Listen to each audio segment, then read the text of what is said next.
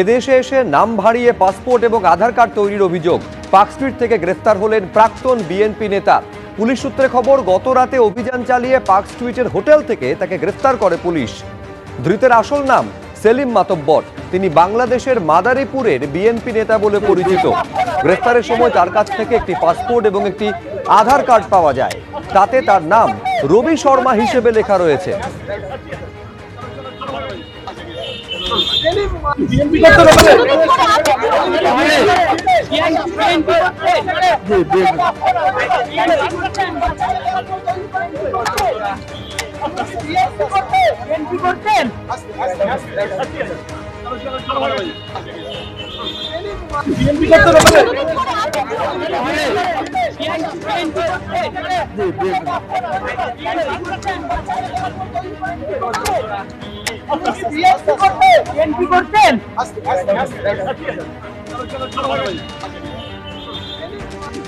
ফলে একেবারে নাম ভাড়িয়ে দু একদিন নয়, 2 বছর ধরে এই ব্যক্তি, যিনি বিএনপির প্রাক্তন নেতা, তিনি থাকছিলেন এবং নাম ভাড়িয়ে পাসপোর্ট এবং আধার কার্ড তৈরির অভিযোগ রয়েছে তার বিরুদ্ধে।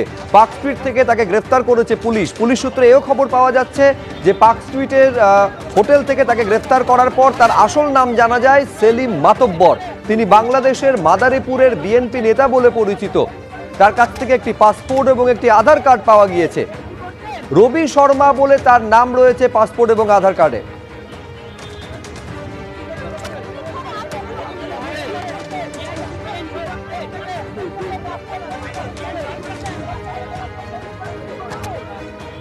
আমি রয়েছি যে জায়গায়, সেটা হচ্ছে যে এটাই হচ্ছে রফি আহমেদ কিদওয়াই রোডের একটি গেস্ট হাউস, এবং সেই গেস্ট হাউসে নানা সময় মাঝে মধ্যে সে আসতো বলে জানা যাচ্ছে।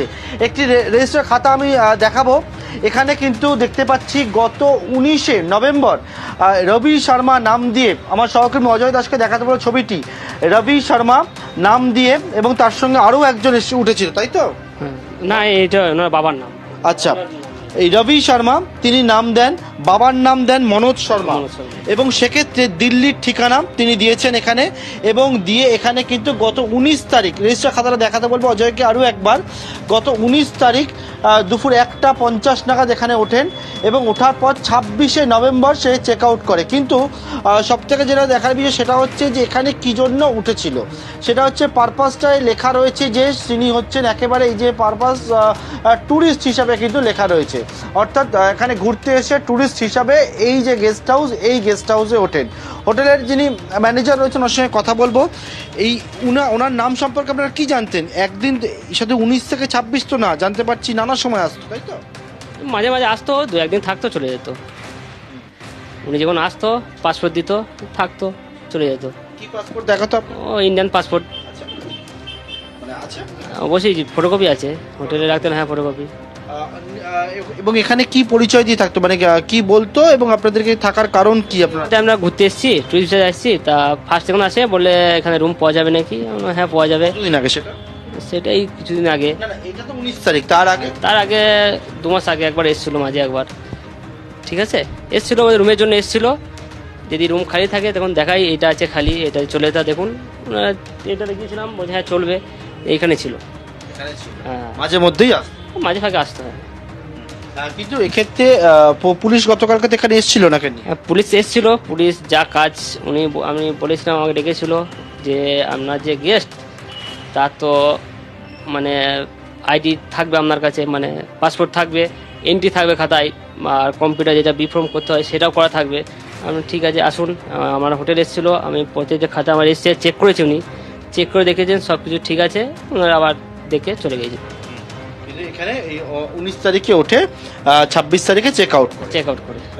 তা কিন্তু সেখানে কিন্তু লেখা রয়েছে একেবারে টুরিস্ট হিসাবে। এই ব্যক্তি যেমনটা জানা যায় সেলিম মাতব্বর, আসল নাম পুলিশ সূত্রে জানতে পারছে। কিন্তু সেলিম মাতব্বর যে রবি শর্মা নাম দিয়ে বিভিন্ন হোটেল গেস্ট হাউস সেখানে থাকতো, সেখানে ট্যুরিস্ট হিসাবে থাকতো। সে দাবি করেছে কি, পুলিশের কাছে দাবি করেছে যে 2 বছর আগে ভারতবর্ষে আসে, এখান থেকে কিন্তু সে জানা যাচ্ছে জাল ডকুমেন্টস বানায়, সেই জাল ডকুমেন্টস দিয়ে হচ্ছে পাসপোর্ট বানায়, ভারতীয় পাসপোর্ট বানায় এবং পাসপোর্ট বানিয়ে কলকাতা একেবারে সেফ প্যাসেজ হিসাবে নিয়ে নেয় এবং এখানে এসে থাকতে শুরু করে, কাজ করতে শুরু করে। দাবি কি তার, পুলিশ সূত্রে যেমন জানতে পারি সে পুলিশকে জানিয়েছে সে বিএনপির লোকাল লিডার ছিল এবং সেক্ষেত্রে যে জায়গায় থাকতো বাংলাদেশে সেখান থেকে সেখানে কিন্তু আওয়ামী লীগের সঙ্গে গণ্ডগোল হয় এবং সেই গণ্ডগোলের জেরে সে চলে আসে। আজকে তাকে যখন আদালতে নিয়ে যাওয়া হচ্ছে তখন তিনি জানান যে তিনি বিএনপি করতেন। আদপে এই কথা কি সত্যি নাকি এর পিছনে অন্য কোনো কারণ রয়েছে?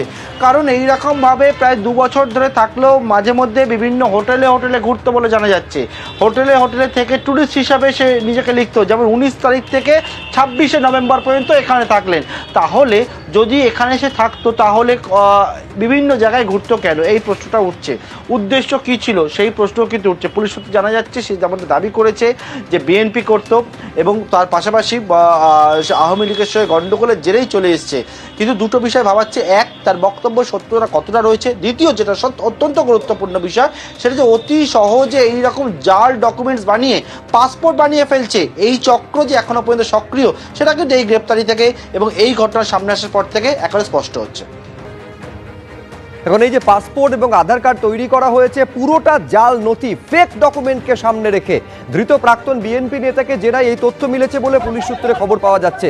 এখন প্রশ্ন হচ্ছে যে 2 বছর ধরে একজন বাংলাদেশি প্রাক্তন বিএনপি নেতা তিনি এই শহরে থাকলেন এবং তিনি ফেক ডকুমেন্ট দিয়ে জাল আধার কার্ড পাসপোর্ট তৈরি করলেন, কোনো কিছু জানতে পারলো না পুলিশ। নজরদারি কোথায়, এইটা হচ্ছে সব থেকে বড় প্রশ্ন।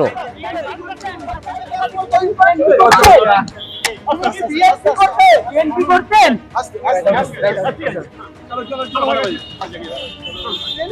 বিএনপি করতে